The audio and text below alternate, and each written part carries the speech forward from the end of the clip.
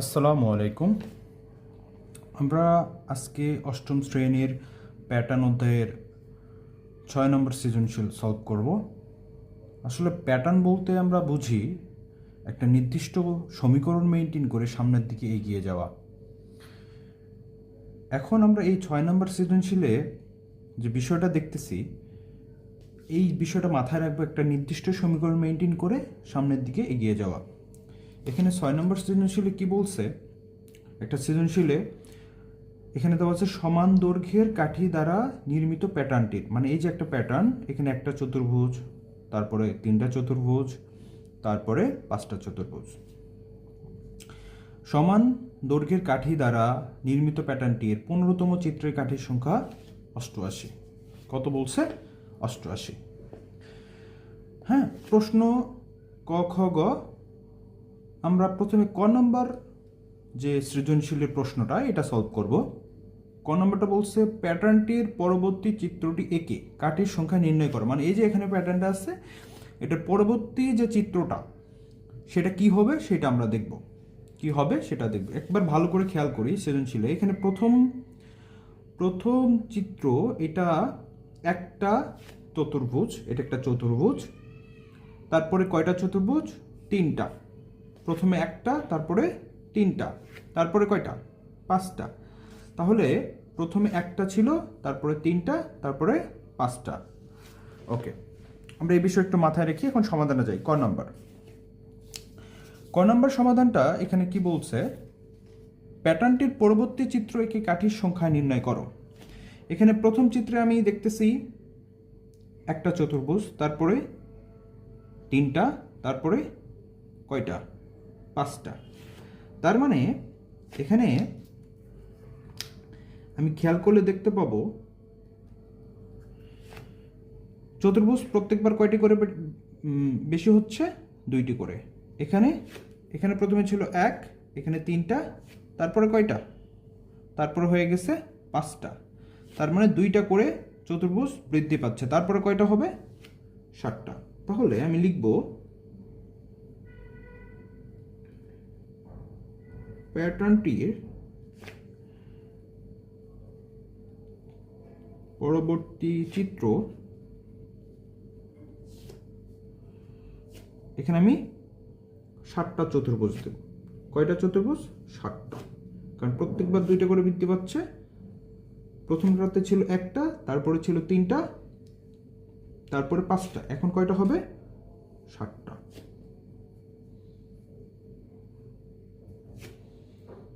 এক, দুই, তিন, চার,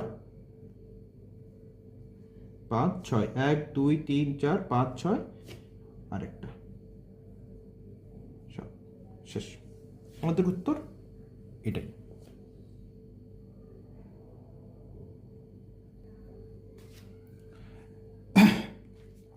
এখন আমরা খ নম্বর প্রশ্নটা দেখব। এখানে বলেছে প্যাটার্নটির কতম চিত্রে কাঠির সংখ্যা নির্ণয় করার সূত্র গঠন করে 21তম পদ নির্ণয় করো। ওকে, আমরা খ নম্বরটা দেখি। এখানে উত্তরটা কতম চিত্রে, এটা খুবই গুরুত্বপূর্ণ একটা উত্তর। এরকম প্রশ্ন আমাদের বারবার রিপিট হয়, যে কোনো একটা প্যাটার্নের যে কোনোতম পদ নির্ণয় করতে বলে বা সেখানে কাঠির সংখ্যা নির্ণয় করতে বলে। তো আমরা এই যে প্রশ্নটা বা এই প্রশ্নের উত্তরটা খুব ভালো মতো বোঝার চেষ্টা করব। সবার আগে বুঝবো প্রশ্নটা কি বলছে। কতম চিত্র মানে এখানে কতম বলতে সেটা প্রথম হইতে পারে, সেটা 100ও হইতে পারে, সেটা 1000ও হইতে পারে। তো এই প্রশ্নের উত্তর করার যে সিস্টেম সেটা আমি শিখাই দিচ্ছি। এখানে আমি বলবো, এখানে দেখব প্রথম চিত্রে আমরা যদি খেয়াল করি, প্রশ্নের প্রথম চিত্রে কাঠির সংখ্যা কত? প্রথম চিত্রে 1, 2, 3, 4। দ্বিতীয় চিত্রে কাঠির সংখ্যা 1, 2, 3, 4, 5, 6, 7, 8, 9, 10। প্রথম চিত্রে 4, দ্বিতীয় চিত্রে 10। আচ্ছা, আমরা উত্তরটা যদি এভাবে লিখে দেখাই, 1, এখানে 1, 2, 3, 4। তারপরে চিত্রে 1 2 3 4 5 6 7 8 9 10, এখানে 4, এখানে কাঠির সংখ্যা 10।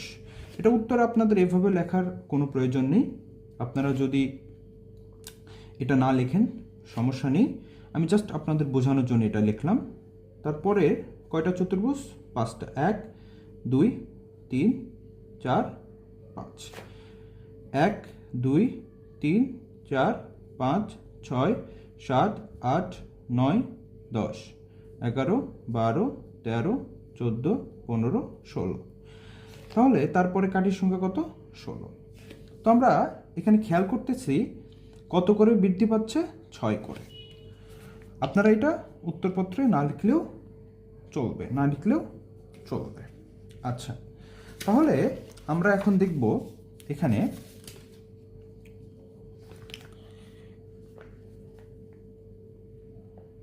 প্রথম চিত্রে কাঠির সংখ্যা 4। প্রথম চিত্রে কাঠির সংখ্যা আমার কয়টা? 4। ওকে। দ্বিতীয় চিত্রে কাঠির সংখ্যা 10। তৃতীয় চিত্রে কাঠির সংখ্যা 16। এখানে আমরা দেখতে পাচ্ছি কত করে বৃদ্ধি পাচ্ছে? 4 করে। তো আমরা এটা যদি লিখি 4 10 16, এখানে আমাদের ডিজিট বৃদ্ধি পাচ্ছে কত? 6। কত করে? 6 করে। কত করে বৃদ্ধি পাচ্ছে? 6 করে। তাহলে আমরা এখন এই জায়গায় হচ্ছে বোঝার মেইন বিষয়, আমরা একটা প্যাটার্নে যদি দেখি একটা নির্দিষ্ট ডিজিট মেইনটেইন করে সামনে বৃদ্ধি পাচ্ছে, তাহলে আমি যে সূত্রটা মেক করব সেটা আমরা এখন শিখব। ঠিক আছে? তাহলে এখানে 6 করে বৃদ্ধি পাচ্ছে, তার মানে আমার প্রশ্নে যেটা বলেছিল, প্রশ্নে কি বলেছিল?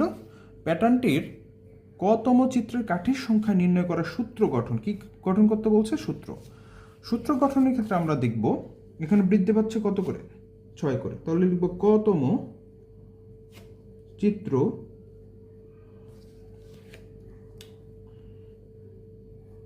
চিত্রের কাঠির সংখ্যা নির্ণয় সূত্র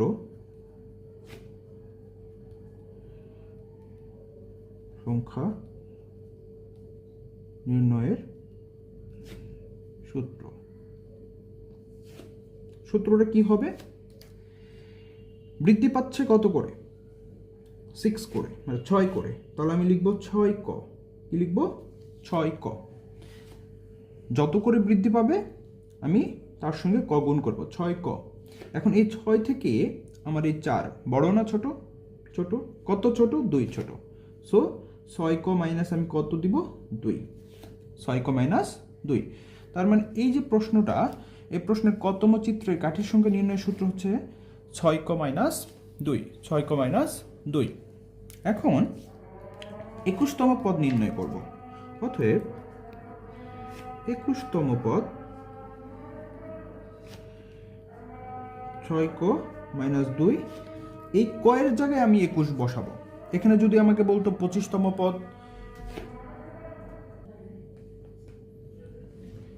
আমরা 21তম পদ বের করতে বলছি, এখানে 25তম, আবার রিপিট করতেছি, 25তম বলুক 100তম বলুক, কয়ের মান আমরা সেই মানটা বসাবো। তাহলে এখানে কয়ের জায়গায় কত বসাবো?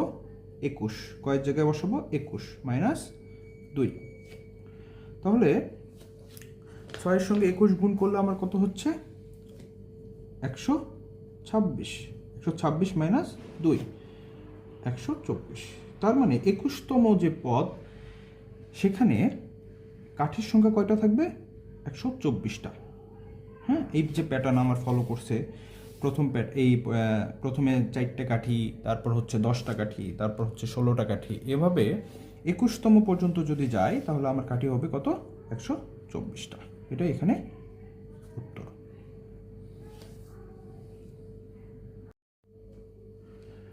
এখন আমরা এই সৃজনশীলের গ নাম্বারটা বুঝব।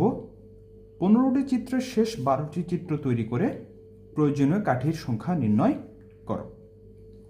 ঠিক আছে, 15টি চিত্রের শেষ 12টি চিত্র তৈরি করে ওকে কাঠির সংখ্যা নির্ণয় করো। তো এই সমাধানটা আমরা দুইভাবে করতে পারি। সেটা হচ্ছে প্রথমে 15টি চিত্রের কাঠির সংখ্যা নির্ণয় করে সেখান থেকে প্রথম 3টে চিত্রের কাঠির সংখ্যা বাদ দিলে আমরা 12টি চিত্রের কাঠির সংখ্যা তৈরি করতে পারবো ইজিলি। এটা একটা নিয়ম। এবং আমরা যদি সেটা না করে চতুর্থ চিত্রের কাঠি থেকে 15তম চিত্রের কাঠির সংখ্যা যোগ করি, তবুও আমাদের উত্তর একই থাকবে। আচ্ছা, আমি খুব যেই নিয়মটা সহজ লাগে একটু বড় সেটাই আমি করব। আচ্ছা, তাহলে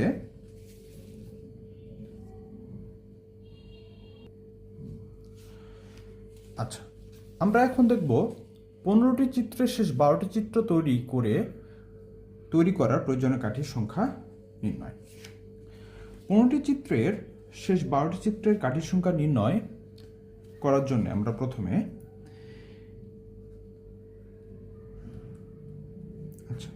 আমরা 15টি চিত্রের কাঠির সংখ্যা নির্ণয় করব। 15টি চিত্রের কাঠির সংখ্যা নির্ণয় করব। আচ্ছা, আমরা গ নম্বরে কি দেখেছিলাম? আমরা গ নম্বরে দেখেছিলাম যে প্যাটার্নটির গ নং আমি লিখব গ নং হতে পাই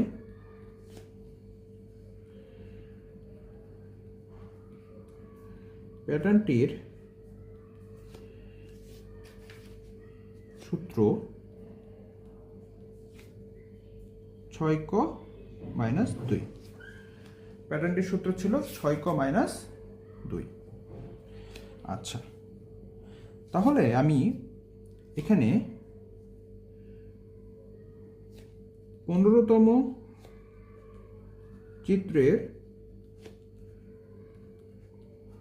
কাঠির সংখ্যা সমান 6ক - 2, 6 × 15 - 2,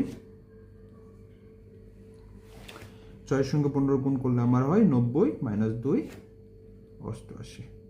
15তম চিত্রের কাঠির সংখ্যা কত আসতেছে? 88।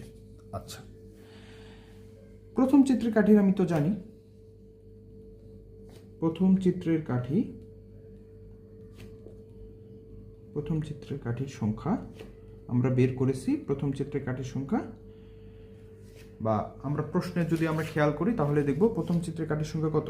প্রথম চিত্রের কাঠির সংখ্যা 4।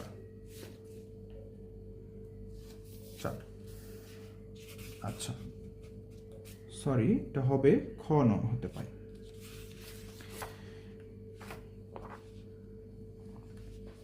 প্রথম চিত্রের কাঠির সংখ্যা 4। এখন আমরা লিখব 15টি চিত্র তৈরি করতে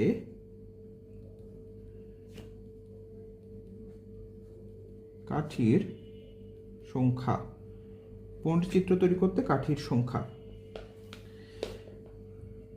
প্রথম পদ প্লাস শেষ পদ ভাগ 2 গুণন পদ সংখ্যা। এটা একটা সূত্র। আমার টোটাল কাঠির সংখ্যা নির্ণয় করার, বা যদি বলে একটা প্যাটার্নের প্রথম পদ এবং 50তম পদ পর্যন্ত যোগফল বের করো, সেক্ষেত্রেও আমরা এই সূত্র দিয়েই বের করতে পারবো। তখন প্রথম পদ শেষ পদ ভাগ 2 গুণন পদ সংখ্যা। এখানে প্রথম পদ মানে প্রথম কাঠির সংখ্যা 4, 15তম চিত্রের কাঠির সংখ্যা যেহেতু বের করতে বলেছে, শেষ পদ 88 ভাগ 2 গুণন পদ সংখ্যা কত? 15। তাহলে আমার এখানে আনসার আসে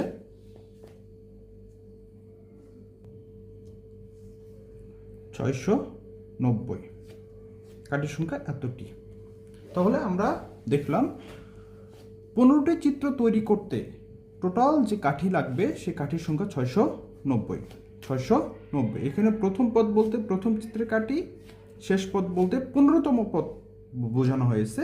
এবং 15তম চিত্রের কাঠির সংখ্যা আমরা এখানে বের করছি, 15তম চিত্রের কাঠির সংখ্যা 88।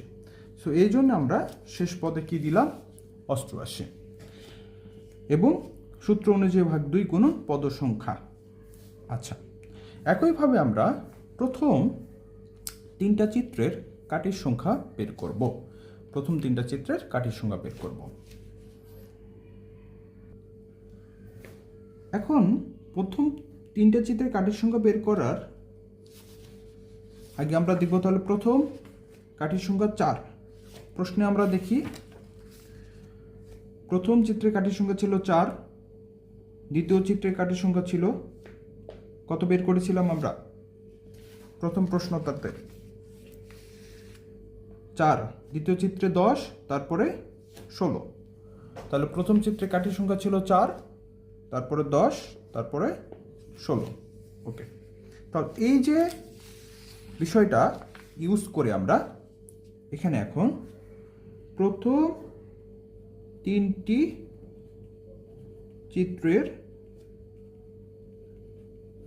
কাঠির সংখ্যা ইকুয়াল 4 + 10 + 16। তাহলে কত আসতেছে, 30টি। প্রথম 3টে চিত্রের কাঠির সংখ্যা ছিল 30টি। আমরা গ নম্বরে পেয়েছি 15টি চিত্রের কাঠির সংখ্যা 690 পেয়েছিলাম। 15টি চিত্রের কাঠির সংখ্যা 690 এবং প্রথম 3টে চিত্রের কাঠির সংখ্যা 30। তাহলে 690 থেকে যদি আমরা প্রথম 3টে চিত্রের কাঠির সংখ্যা বাদ দিই, মাইনাস করে দিই, তাহলে 12টি চিত্রের কাঠির সংখ্যা চলে আসবে। অতএব শেষ 12টি চিত্রের কাঠির সংখ্যা ইকুয়াল 15টি চিত্রের কাঠির সংখ্যা 690 বিয়োগ প্রথম 3টি চিত্রের কাঠির সংখ্যা 30।